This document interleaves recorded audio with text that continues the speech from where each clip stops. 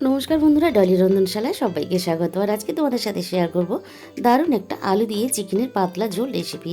আশা করি তোমাদের ভালো লাগবে। আর রেসিপিটা তাই শেষ পর্যন্ত দেখার জন্য অনুরোধ রইল। এখানে আমি কিছুটা চিকেন খুব ভালোভাবে ধুয়ে পরিষ্কার করে নিয়েছি। এবারে কড়াইয়ের মধ্যে খুব ভালোভাবে তেল গরম করে নিয়ে আমি তেলের মধ্যে দিয়ে দিলাম আগে থেকে কেটে রাখা আলুর টুকরোগুলো। এবারে আমি আলুগুলো 2 থেকে 3 মিনিট একটু নাড়াচাড়া করে ভেজে নেব। এবারে আলুর মধ্যে আমি দিয়ে দেব স্বাদ মতো লবণ আর দিয়ে দেব অল্প একটু হলুদ গুঁড়ো। এবার আমি 2 থেকে 3 মিনিট আলুটাকে নাড়াচাড়া করে খুব ভালোভাবে আমি লালচে করে আলুটাকে ভেজে নেব। আলুটা আমার এখানে ভাজা রেডি হয়ে এসেছে। এবারে আমি আলুগুলো তেলে থেকে ছেঁকে তুলে নেব। সমস্ত আলু আমি এখানে তেলে থেকে ছেঁকে তুলে নিলাম। ওই একই তেলের মধ্যে আমি সমস্ত চিকেন দিয়ে দেব। সমস্ত চিকেন দেওয়ার পরে আমি চিকেনগুলো নাড়াচাড়া করে ভেজে নেব।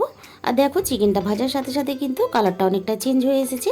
চিকেনটা আমি এর থেকে বেশি ভাজবো না। চিকেনগুলো এবার আমি তেলে থেকে ছেঁকে তুলে নেব। এইভাবে চিকেন ভাজলে তাহলে চিকেনের গন্ধটা তেলের মধ্যে মিশে যায়, আর চিকেনের যে একটা নিজস্ব গন্ধ থাকে সেটাও চলে যায়।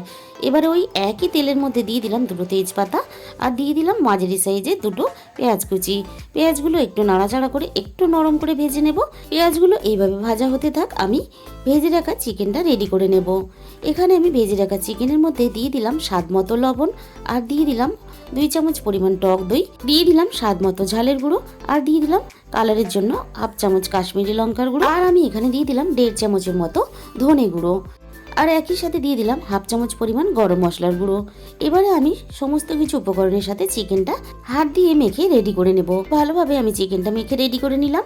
এদিকে পেঁয়াজটাও খুব ভালোভাবে আমার ভাজা রেডি হয়ে গেছে। এবারে আমি এখানে একটা ছোট সাইজের টমেটো দিয়ে দিলাম। আর চিকেন মাখার সময় যদি টক দই না থাকে হাতের কাছে, তাহলে কিন্তু তেলের মধ্যেই তোমরা একটু টমেটোর পরিমাণটা বাড়িয়ে দিতে পারো। এরপরে দেখো, কালারের জন্য দিয়ে দিলাম হলুদ গুঁড়ো।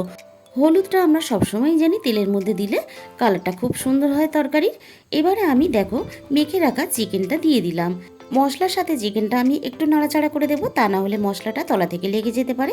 এরপর দেখো আমি এখানে দিয়ে দিলাম পরিমাণ মতো আদা ও রসুন বাটা। আদা রসুন বাটাটা দিয়ে খুব ভালোভাবে আমি চিকেনটা কিছুক্ষণ সময় নিয়ে কষাতে থাকবো। আমি এবারে এখানে দিয়ে দিলাম মশলার অল্প একটু বাটি ধোয়া জল। আবারও আমি চিকেনটা খুব ভালোভাবে কষাতে থাকবো।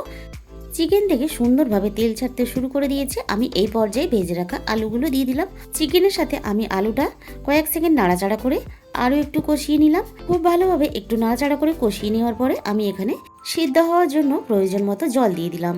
সব কিছু খুব ভালোভাবে একসাথে মিশিয়ে আমি আলু আর চিকেনটাকে এখানে খুব ভালোভাবে সিদ্ধ হতে দেব।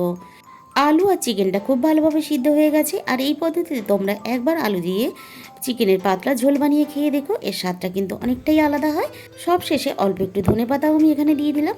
আজকের এই চিকেনের রেসিপিটা তোমাদের যদি ভালো লেগে থাকে, ভিডিওতে অবশ্যই একটা লাইক করো আর প্রচুর প্রচুর শেয়ার করো। আর আমার চ্যানেলটাকে সাবস্ক্রাইব করতে ভুলো না নতুন নতুন রেসিপি পেতে।